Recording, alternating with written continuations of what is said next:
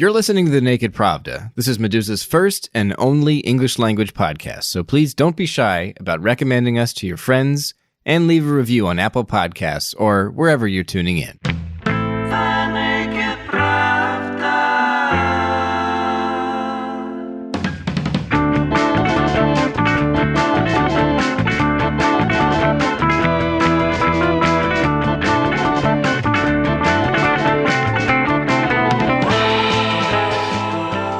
Welcome to The Naked Pravda, a podcast that highlights how Medusa's top reporting intersects with the wider research and expertise that exists about Russia.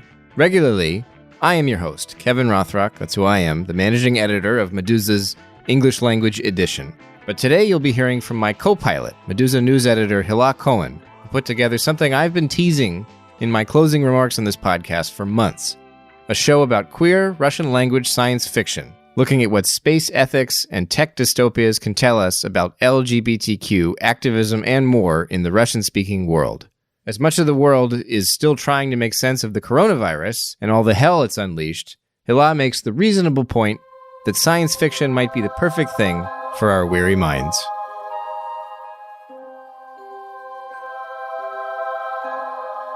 Isn't this just what we need? A trip to other planets, a trip to other worlds, maybe a new look at the present, and maybe even the future, if one happens to exist. So here's one for you. A different planet, a different future. Welcome to Omai, Madame Ambassador Jenry Hovak. The alien interrupted my thoughts. Without skipping a beat, I replied, "And good health to you, beautiful. I was born this way, a shameless lesbian. Ever since it became clear that I would have to be physically present on the planet of Omai, it had been my personal goal to sleep with as many of their famously gorgeous women as possible. There were rumors that we were all lesbians. I think my brothers would have understood had they known about my plans. After all, it wasn't exactly easy to get hold of women on Earth. There weren't many left, and those that remained had mostly already been distributed amongst the domains. Those who grew up in ours were either too young or already related to me. I might be a lesbian, but I'm not so craven as to seduce them. I had to get by as best I could, making rare visits to the wars who were residents of the wild zone or engaging in self-care. Luckily, my father had some antique pictures and videos of sordid delights from before the Exodus, so I could indulge my fantasies at will. Of course, I had other, less prosaic intentions. Along the way, I was planning on saving the Earth and our colonies from the threat of annihilation by these foolish women. I might be a lesbian, but my father is a big player in the government, and I was his right hand. We'd heard rumors that Omai scientists had discovered element 174. After what almost happened on Mars 9 years ago, when we tried to synthesize the element ourselves, we didn't want to leave the fate of the galaxy in the hands of these broads. And we had other plans, of course, to enslave these bratty chicks and use their science, which was apparently quite advanced, for the good of old Mother Earth. If we could manage it, that is. That was Seinat Sultanaliyeva reading from her short story, Element 174. And her voice was coming to you all from self-isolation in Tsukuba, Japan, where Sultanaliyeva is a PhD candidate. But the story of the story is a lot more complicated than that, and we're going to follow its path and the path of stories like it during this episode. And what I mean by complicated is that even though Seinat was sitting in Japan when she was reading us the story, the translation is by Lesia Miata and Samuel Goff, and it was done for a UK publication, the Calvert Journal, in April 2018. Meanwhile, the story itself was originally published in Russian, but not in Russia, rather in Bishkek, the capital of Kyrgyzstan. And specifically, the story was done for a collection of queer and feminist science fiction.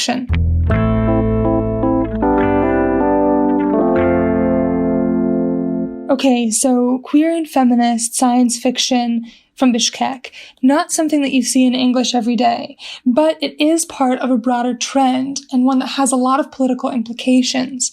Basically, if you take a look around, you can see a lot of Russian-speaking activists, artists, and just political thinkers using science fiction or just speculative fiction, anything that kind of takes a concept or takes an idea that's a bit out of this world and makes something out of it. And people are using these concepts both to reimagine our current world and to imagine new ones. I felt powerless, I guess, with the things that were happening in Kyrgyzstan. And it just seemed like it's something that, might happen. But I also wanted to write a story of how we might reclaim it back, like reclaim basically the planet. Who's we? We, the queer feminists. Now, you might be wondering, what exactly does this have to do with Medusa's news coverage? And the answer is that we cover LGBTQ issues on a really regular basis. And there's a certain common thread in those stories that rarely gets drawn out. Of course, just unavoidably, there's a lot of suffering in these stories, and there's a lot of loneliness.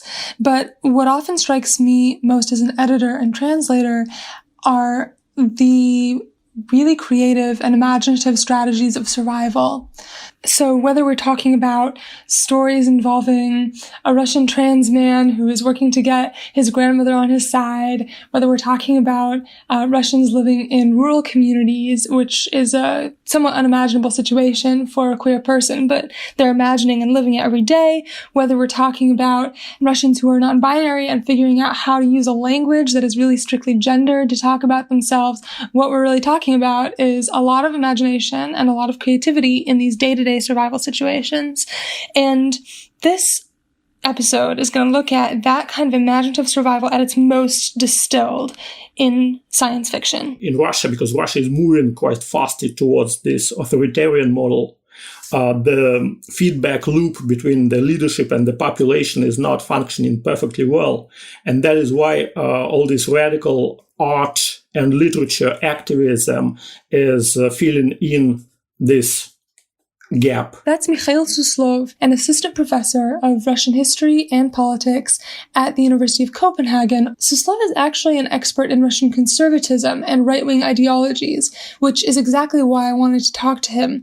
See, the thing is that while there is queer and left-wing science fiction in Russian, the bulk of the science fiction industry today is actually ideologically conservative. And not just that, it often has direct institutional ties to pro-Kremlin think tanks and the Russian Orthodox Church. We have several think tanks, for example, the Russian Institute for Strategic Research, which is affiliated with the administration of the Russian president. And this think tank hosted, up to quite recently, it hosted many writers, professional writers of science fiction. They are somehow affiliated with the think tanks. And these think tanks are basically supplying the Kremlin with appropriate ideology today. Another connection is via the Russian Orthodox Church, because it's a fairly interesting phenomenon of the Orthodox science fiction. And we have not that many, but a handful of writers of science fiction who are either priests of the Russian Orthodox Church or who are very actively engaged into the church life. And they produce science fiction of this religious stamp, of this religious kind. I think for a lot of folks, of course, that religious connection might be unexpected, but then just generally, you talk about this tension between, or an apparent tension ideologically between conservatism and science fiction. And then, of course, there's this concrete tension that comes up in Soviet history, where science fiction is typically in this sort of dissident position. So how do you, as an academic, resolve that paradox? So how does this ideological interface between conservatism and science fiction in Russian today come to be? In my interpretation, Russian conservatism is always and necessarily utopian. This is the specifically Russian ideological phenomenon. In the canonical, like European or Western context, conservatism is about preservation of the status quo and the community's identity. In Russia, however, because of Peter the Great's reforms in the 18th century, the country is defined not by the stability of its identity, but by rupture in its identity. So there is basically nothing to conserve. So the Russian conservatism comes down to the drive to restore the distant past. And that is at this juncture, conservatism becomes utopian. So you see my point. So it's not about preservation of the status quo. It's about restoration of some imaginary past. And that is why the science fiction, the genre of science fiction and utopia becomes the most important instrument or form for expressing conservative ideology. So what does all this stuff about conservative science fiction mean for queer and feminist science fiction in Russian? Well, Dr. Suslov told me that these sort of pulpy, lowbrow books that are imagining Russia's imperial return to might or its sort of religious utopia, that they're basically imagining these alternatives to a perceived European liberal hegemony. And fictional as all this is, these groups are, really close to the Kremlin politically, and that means their alternatives to the present world are worth paying attention to. And basically for queer and feminist writers, it's what they're up against in this genre. And that's a lot. So Dr. Suslov said that about 700 books per year are produced in this science fiction genre. And the content of them is also like a pretty direct response to what queer activists are trying to do in a lot of cases. I can probably point at a short story by Chaplin, because Chaplin was pretty important priest, basically the voice of the Russian Orthodox Church during many years. Mm-hmm. And quite recently deceased at this point. Yeah, indeed. And he published a short story which is called Masho and the Bears. And he is using this Masho as the neutral gender with this ending O, not Masha, the female name, but Masho, the neutral name. And I think that it really nicely sums up the main points of this conservative / religious science fiction. The story is basically about the Moscow-located liberal intelligentsia, all these hipsters and yuppies who live in the capital. And there is the eternal war between Moscow and the rest of Russia. And Moscow is besieged by the common, simple Russian people who are called bears. And Masho is one of the protagonists from this besieged Moscow, one of these liberal intellectuals, let's put it like that. And he is captured by the bears. And bears tend to be kind of normal Russian people who religiously observe gender roles. They have males, they have men who are really masculine, they have women who are really very feminine. And Masho gradually transformed back to that normalcy, according to Chaplin. So, back to Bishkek. While Vsevolod Chaplin, the cleric liberals love to hate, is writing Masho and the Bears in Moscow, a group of artists and activists, including Sayyidat Sultanaliyeva, who was reading to us earlier, they're taking part in this collective called Shtab. That stands for the School of Theory and Activism in Bishkek, but it also means headquarters in Russian. So Georgий Mamedov and Oksana Shatalova, two major activists and scholars who are involved in coordinating this group, they edit this anthology that I mentioned earlier, and the title of the anthology is Совсем другие. On a literal level, that means completely different, but Georgий Mamedov, who spoke with me from Bishkek, said he prefers the translation entirely other. As activists, as politically engaged people, we are fighting daily, with different problems and issues. But what do we fight for? That was somehow the question that we wanted the activists to reflect on. What actually do we want to achieve at the end?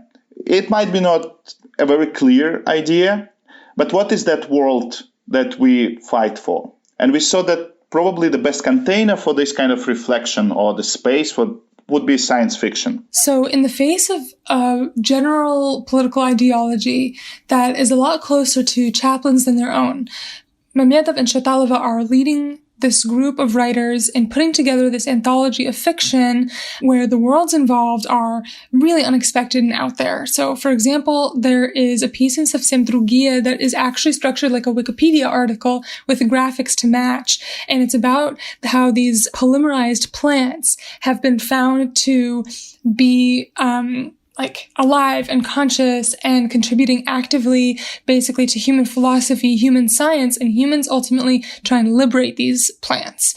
And it's got some interesting resonances with real world colonialism. There's also a brief slice of a graphic novel in the collection that's based on actual events of the enslavement of grocery store workers in the Russian-speaking world. And in this case, the workers are able to steal people's white faces in order to escape. And they have this brief moment of struggle where a policeman notices that their hands are in fact of a darker color. And then there's Element 174 by Sayyidat Sultan Aliyeva. Well, so Element 174 is this story of a future, of a possible future, 500 years from now, where queer feminists or feminists in general have separated from the earth. That's gone really wrong. And it's a story of how representatives of the two sort of, cultures or civilizations, even you might say, how they meet and how they learn from each other. So I'm not gonna give the spoilers. So who is in the story and what sort of crystallizes or provides a lens onto this future world for us? So the main characters, there are two main characters, basically representatives of the two worlds. So the first one, and basically the story is told from the point of view of Ambassador Genry. That's where the translation doesn't really do it justice, because in Russian, which I wrote the story originally, there's a lot of sort of playing with the feminitives, and it's a very big issue in the sort of Russian-speaking world right now, whether we should add the feminitives to the words or not. But anyways, she's the ambassador from Earth, and her name is Genry. And the other character is the representative from the world of Omai, and her name is Aili. And so she's sort of like the you could say like the conductor of Genry into the world of Omai. And in this case, the feminitives, we're talking about things that in English are, for example, actress versus actor. Mm-hmm. Yes. And so in this case, ambassador. I don't know what the feminative would be in English for ambassador. But in any case, you've got this storyline, a very personal storyline that's unfolding between Genry and Aili. Specifically, I don't know, would you call it a love story? I probably would. A strange love story or something. I think it's more than a love story, sort of. Or I would say it's a hybrid love story or something like that. Because it's definitely not an outright sort of a romance story. It's not. Because both sides have their own sort of ulterior motives. But at the same time, there is attraction. Really heavily based in their local context. But I also wanted to know where the influences came from for this kind of writing. Genry actually is a name that I chose specifically because it sounds a little bit like Genly I from Ursula Le Guin's Left Hand of Darkness. This is Kevin here, barging in again. I wanted to clarify here that The Left Hand of Darkness is a novel, an American sci-fi novel from the late 60s. It follows natives of fictional planets. They're going around, they're doing stuff, but the thing to understand here is that the story revolves around planets, particularly one planet where the culture is ambisexual. There's no fixed sex. And this fact has, strong influence on the culture of this planet, and it creates a barrier for one of the main characters. And this book is considered to be one of the first among the genre now known as feminist science fiction, and it has a famous examination of androgyny. Because she's also like this ambassador that's going to this strange new world and it's her position and she's sort of like describing everything. So I just changed one letter, and I really wanted it to be sort of like an homage to my favorite ever sci-fi novel. Another influence Sultana Aliyeva cited, Margaret Atwood. But that doesn't mean that her writing is just pulling and pushing towards the West. I really don't like stories that are written by, say, writers, Kyrgyz writers or Russian writers for that matter even, who give American names or like European names to their characters, or like Christopher went there. And I don't know. And Laura said, "Oh, Jessica, why are you doing this?" And all in Russian or in Kyrgyz. And I'm like, that's just false. I mean, it's just fake. How are you writing this? But the political implications of decisions like these get real serious real fast. Here's Mamedov again. And that was an important, actually, aspect for the entire book, that a lot of stories turn to this idea of kind of worlds going separate. It was a kind of a red thread in the book, which was surprising to us as editors, and I think it's politically also important to maybe draw attention to this, because the imperative for the book was very constructive. So how can we imagine the world, or a better world, or the world for which we fight? But actually a lot of stories talk about this sort of breakup of the worlds as the only solution. One example of this is a story by Oksana Shatalova, who was the co-editor for the volume. The story is called A Different Dimension, or Another Dimension. And it's about these two worlds that are actually physically adjacent on Earth, but their inhabitants can't see or interact with each other because they're wearing mutually exclusive sets of augmented reality glasses, essentially. And there's one world that's called Heaven or Paradise, which is kind of the patriarchal, metastasizing version of what we've got now. And then there's Hell, which is the queer utopia. And there's a sense of total separation between the two worlds. That feeling that separation is inevitable is made all the more real by actual political events. So it just so happened that Georgi and I had this conversation on March 9th, and March 8th is International Women's Day. Now, in Bishkek on March 8th, there was a rally, a feminist rally, to mark the holiday, basically, and Georgi was there. And the rally was attacked by basically this band of people in masks, at which point police began arresting the feminists who had gathered as opposed to these anonymous attackers. Well, like yesterday, for example, during this 8th of March rally, I was overwhelmed with this feeling that the two worlds are clashing, and there is no way for us to connect with those who already are not even our opponents, but our enemies who come there to beat us in alliance with the police. And I have that maybe this is this feeling of the radical breakup is becoming more and more kind of present politically. And as I said, there are a number of stories in the book that constantly sort of reflect on this radical split. I'm actually really glad that you brought this up, because I also noticed this trend, the separatism that runs through the book. And what really surprised me next was what for me felt like a sharp contrast between the queer separatism that's expressed in the collection at numerous points and the fact that when I hear, for example, the phrase queer feminist in Russian, that to me, I immediately think if someone is identifying as a queer feminist, they're probably very politically engaged. Like in terms of any label that someone could apply to themselves politically, queer feminist is one that, it seems like folks who identify with that term are very likely to go to public protests or rallies, very likely to engage in activist art, very likely to engage basically with the society around them. And that made me really curious. Like, what do you make of the fact that this book is imagining total separation, and yet people who identify with these terms continue to engage really intensively with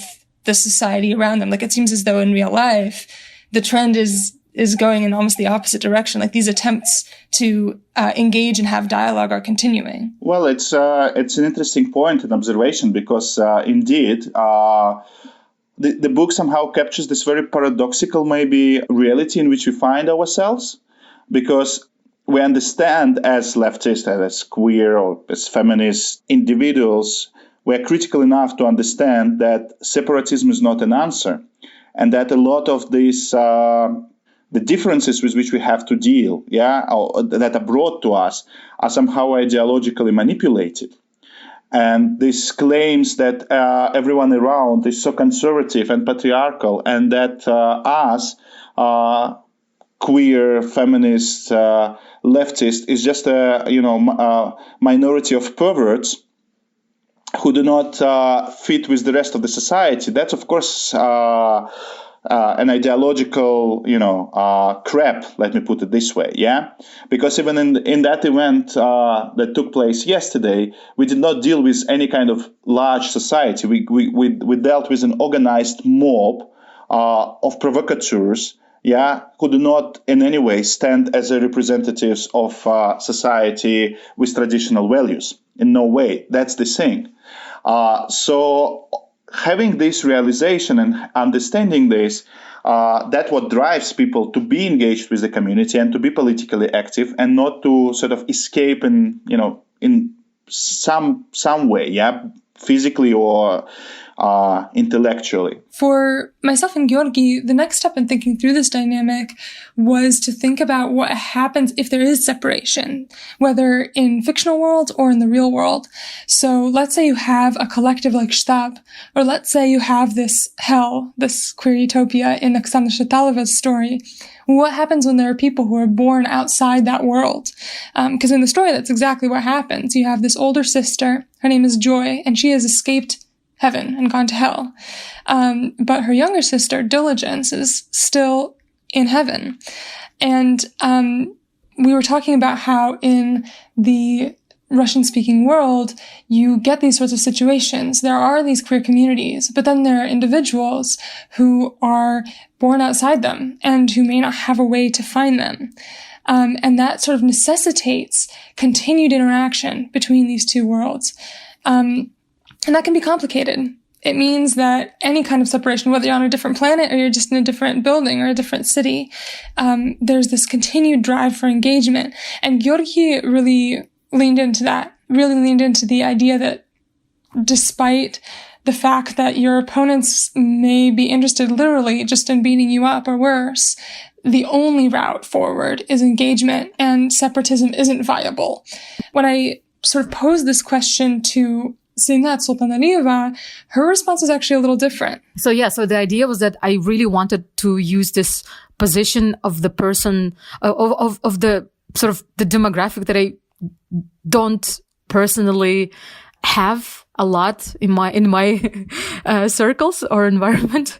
But I guess I just really wanted to appeal to them, to sort of like, I think what I'm trying to say is that I was trying to use gender as sort of like this Trojan horse in a way, which she's using, which she's being as a character in the story, but also as my Trojan horse to get into the, the mindsets of these people, to say, hey, look, this is this character who is just like you guys and girls. She totally hates feminists. She's just lesbian. Okay, but that's relatable. She wants to be a man, right? You guys can understand that because being a man is so cool, right? So you get that point. So even guys will be like, oh yeah, Jenner is our girl, or like, she's the man, or whatever.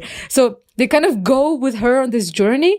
And the idea is, and hopefully I can pull this off in the next two sections, is that through her, I'm able to change their mindsets as well, because she hopefully undergoes certain developmental arcs. On the surface, these are stories, but in reality, these questions, do you engage with people who would rather see you dead? Do you shelter in place with the people who understand you? If so, how do you make sure that everyone who needs that protection can get it? All of these things are life and death questions for a lot of people on a day-to-day basis. And these conversations about science fiction crystallized exactly how hard that decision-making is for me in a way that even some of our stories hadn't been able to. There's a whole lot more to talk about in this area that we just couldn't cover in half an hour. There are queer poets writing in Russian in Moscow and St. Petersburg, in Lviv, Ukraine, in Israel, in San Pedro, Belize, all kinds of places who are using sci-fi elements in their poetry or in their writing generally to answer these questions and many others in totally different ways. There are loads of experts on Russian sci-fi who are doing amazing work, who we weren't able to have on the podcast today. So if this struck your interest, if you want to know more about how science fiction reflects on politics in the Russophone world today, here are a couple of titles and names to jot down. And Indita Banerjee has been doing work on this area for many years and also has a book out pretty recently within the last couple. And Mihhail Suslov, who was our first guest today, co-edited with Perrone Bodin, a volume called The Post-Soviet Politics of Utopia.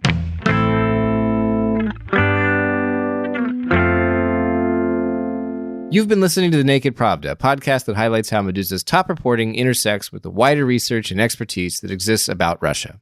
On today's show, Meduza news editor Hila Cohen looked at queer Russian language science fiction and how some activists are turning to this genre to map out a political future in difficult times. The Naked Pravda is a podcast from Meduza, our first English language show, and I hope you'll recommend us to your friends and leave a review on Apple Podcasts or wherever you're tuning in to help put this program in front of more people. Thanks for listening, and come back soon.